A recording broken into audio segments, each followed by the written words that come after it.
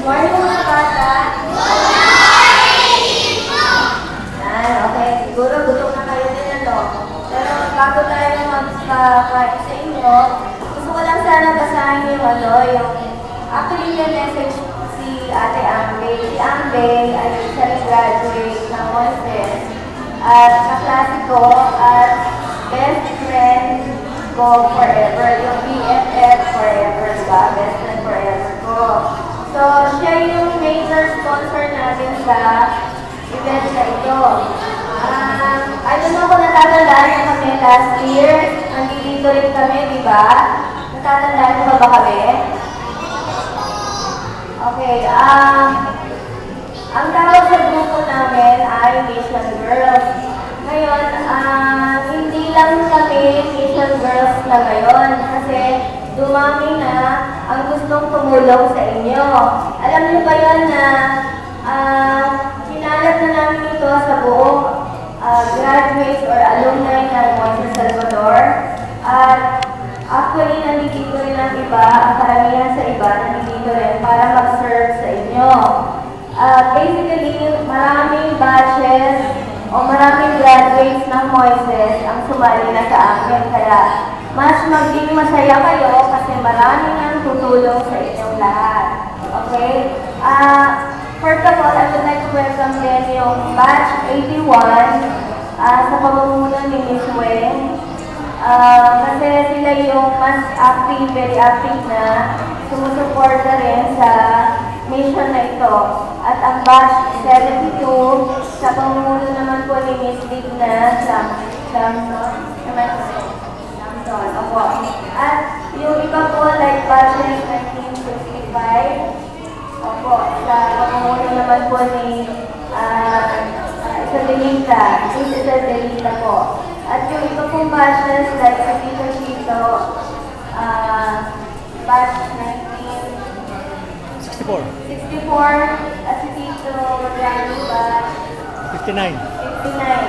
At yung iba pong other batches na nag-join sa amin, bigyan po natin sila ng palakpakan po.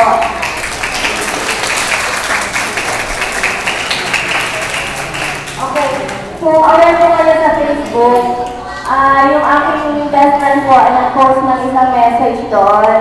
Kaya lang, it was written in English, so para mas maintindihan niya lang po, gusto ko lang po i-share yung aking simple interpretation ng kanyang message in Tagalog.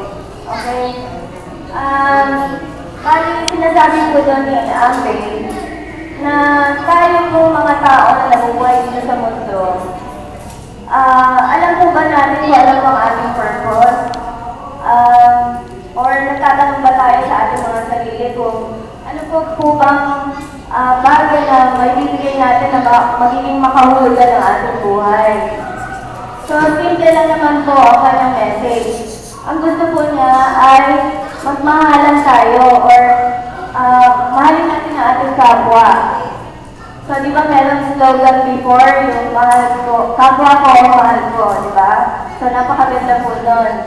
So, kung tayo po ay nagmamahal, usually, ang kasunod po nun ay care and concern. So, gusto mong malaman kung kumusta na ba yung taong minamahal mo, di ba? So, kung tayo po ay magmamahal, sana po ay maging genuine yung ating pagmamahal. Genuine, ibig sabihin, maging makatotohanan na pagmamahal ang ibibigay mo sa kapwa mo.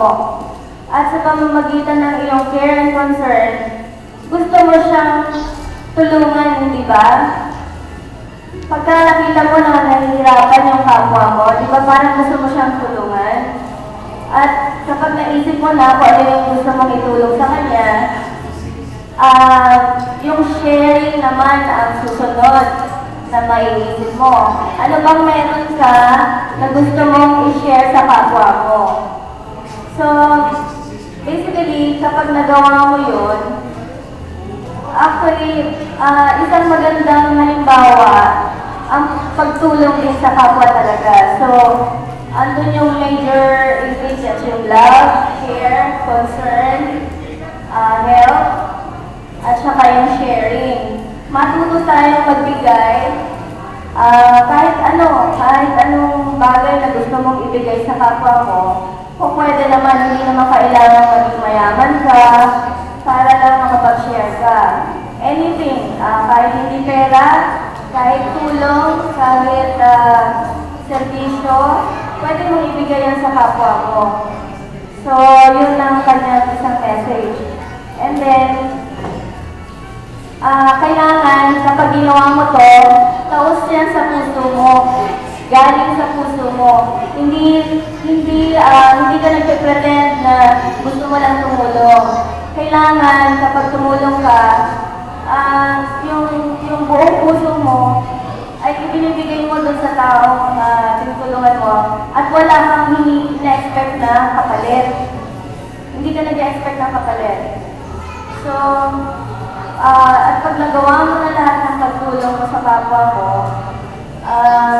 at the end of the day, o bago matapos ang araw mo, bago ka matulog, pwede mong sabihin sa sarili mo na nagawa mong lahat.